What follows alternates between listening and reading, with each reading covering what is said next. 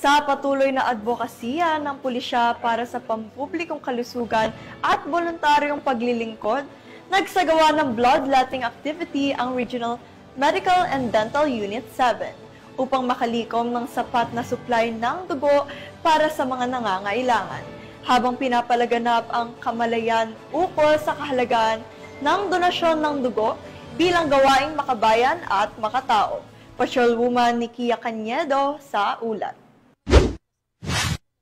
Kasalukuyang isinasagawa ang bloodletting activity ng RMDO 7 sa Camp Sotero, Cabahog, Cebu City nito lamang ika-15 ng Hulyo taong kasalukuyan. Pinangunahan ang nasabing aktibidad ni Police Lieutenant Colonel Marilyn Ignacio, officer in charge. Each of you has chosen to give not just a part of yourself, but a chance, an opportunity for someone out there to keep living, to keep hoping, and to keep fighting.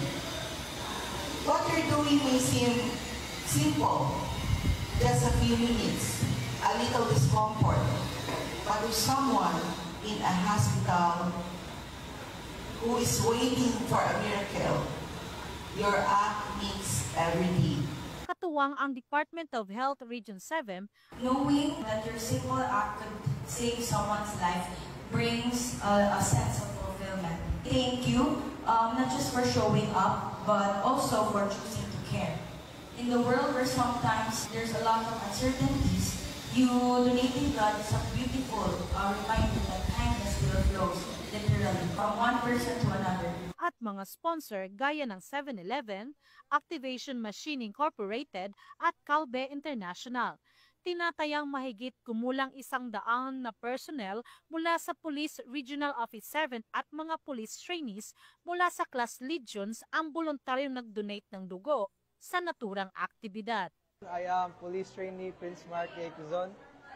This bloodletting activity is important for the community. As for us donors, this simple act of giving away blood can be so much more for those in need. This activity is not just about giving away blood, but this is about giving hope and perhaps a second chance at life.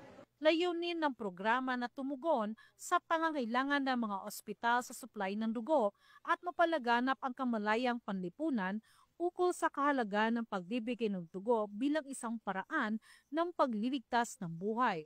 Bilang pasasalamat sa kanilang kabayanihan, ang mga blood donors ay nakatanggap ng libreng pagkain at iba pang munting regalo mula sa mga katuwang na organisasyon.